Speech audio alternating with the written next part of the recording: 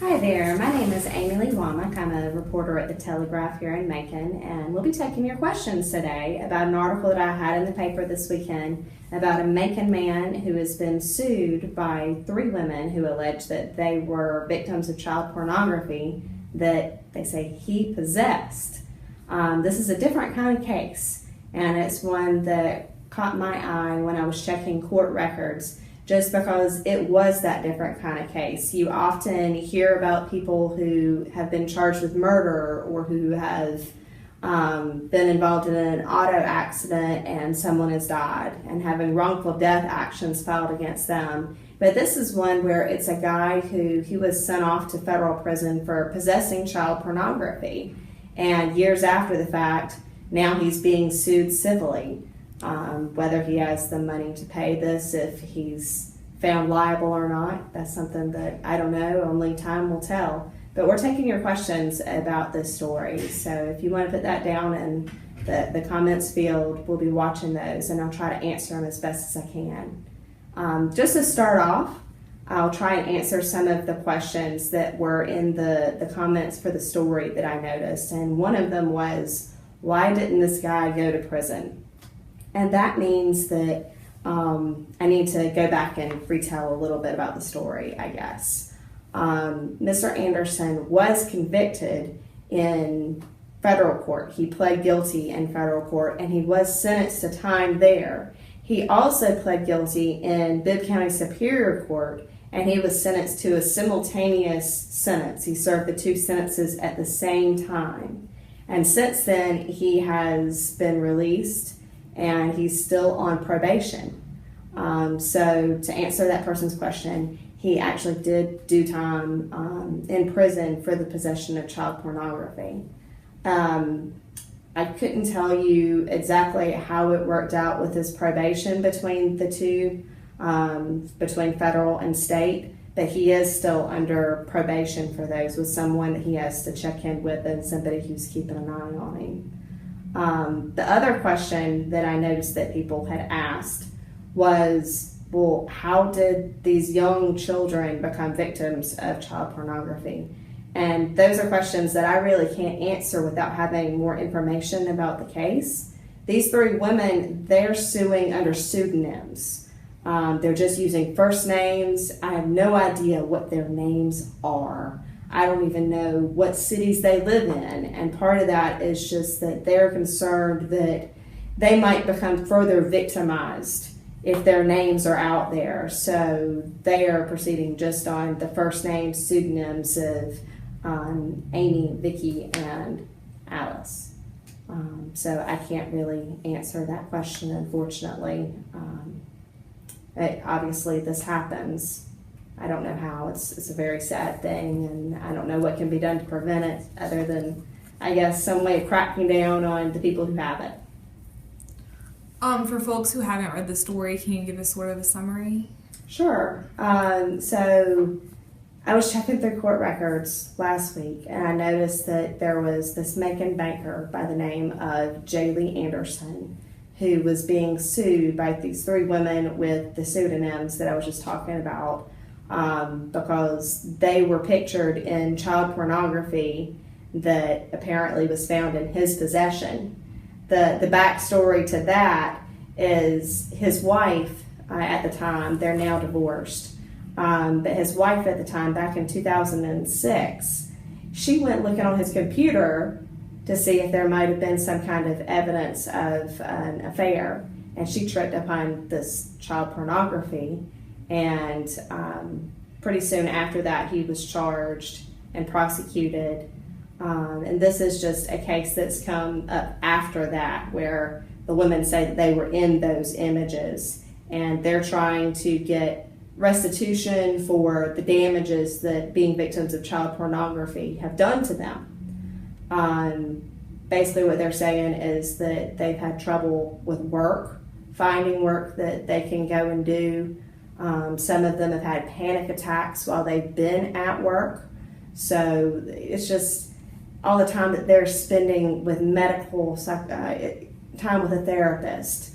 The trouble that they're just having with their daily lives as a result of being in these pictures and knowing that there's so many people out there who are watching or who are seeing their pictures and circulating them. One of the women, the Amy, no relation or anything to me, I promise. She is one of the people who is in a very widely distributed series of pictures, and she gets notices every single time that there's somebody who's brought in to be arrested or prosecuted who she's the victim in the pictures, and she's just gotten mountains of these, and she's going on a quest to recoup, I think it was $3.4 million, and she's halfway through to that goal. But it's on victims like them to go and find the people that they need to sue, the people who have or have distributed these images, and file a suit in every single court where every single one of them is. And they fought with Congress to see if Congress would potentially put through some kind of a bill to streamline this so it's done as a part of the criminal proceedings, but it hasn't gotten anywhere. So it's on the victim now to then go civilly after the person is convicted and try and get something for what's been happening to them. Have victims had any success in doing that? Yes, I mean, I just know that through Amy, with her case, she has won halfway to her $3.4 million. I don't know how much of that is through settlements or through actually winning verdicts, but I mean, she's gotten money, so she's been successful. I don't know about the other women. In like the documents that you've seen, like, are these women, like, do they know like the people who, like, in their personal lives, they know the people who were viewing like their child porn? Does it ever come up that there was like weird relationships that came out of that? They're like, oh, this person who I know is viewing my child porn or something. Nothing like that has actually been set out in the documents, but there is that fear that they live with. That was something that I discovered in reporting the story, that they're afraid that if somebody looks at them a little bit too long or comes in, they're afraid that they don't know who has viewed them in these pictures, and it's just something that still damages them even though it's been years since the pictures were taken. And so talk about a little bit more about that mental, like what it does to someone mentally when they're a victim of child pornography. Well, I mean, people are watching you in pictures being raped as a child, so it's on top of the trauma of actually being sexually abused as a child.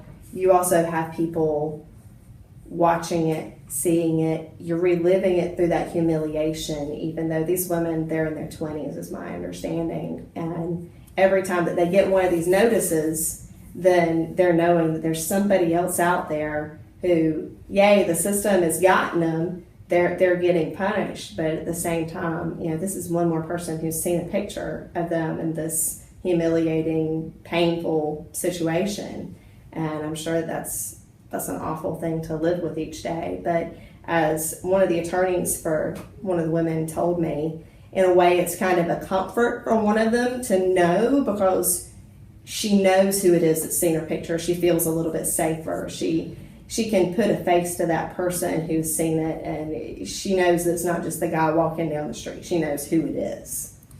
Sydney Nix asks, so these weren't photos he took himself but downloaded from the internet? Correct. There's been no evidence that I'm aware of that he actually took any of these photos. He just got them. It's my understanding that on the internet people trade child pornography kind of through file sharing, and that would have been how they'd be spread.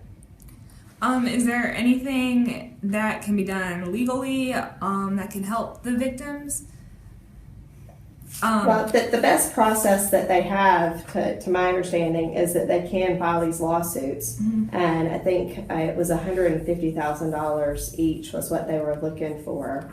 I don't know how you come up with a figure for how much that trauma is worth, but that's what they're looking for. And I don't know how many pictures Mr. Anderson supposedly had of each of these women. That's something that I'm sure will come out as the process goes forward. Was what you mentioned that his wife discovered the photos? Do you know, was she the one who reported him to police? I don't know exactly how that worked out, but I will make it very clear they are divorced. This was a part of that process, and they are not together, is my understanding. Is it common for victims to sue I don't want to use the word attackers, that's not the right word, but to sue these people who view the pornography? That's something that's my understanding that it's not incredibly common, and there's reasons for that. What it is, a lot of the victims are still very young, so they'd have to have somebody to tell them, hey, you can sue for this, and to advocate for them because they're minors.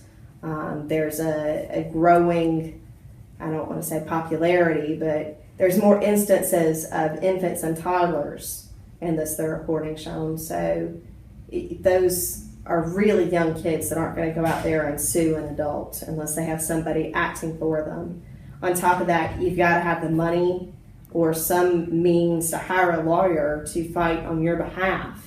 And then past that, a lot of the child pornography, how do you know who the person is who's in the images? With these three women, it's alleged that the National Center for Missing and Exploited Children was able to figure out which pictures they're in, and they have a database, and then you could compare that to the pictures that Mr. Anderson had, and that is their evidence or their allegation that these women were in those photos. But you don't have that for every case. You don't have that for every photo. How do you know what that child's name is to be able to let them know, hi, you've been a victim and this is the guy who has your picture, so you can file a suit? From everything that I've been told, this is still pretty new, but again, as more and more of those children are identified through the National Center, and as the victims get older, you might see more of these cases. And can you talk a little bit about like who these victims are, like in general? Like, are certain segments of the population more likely to become a victim of child porn?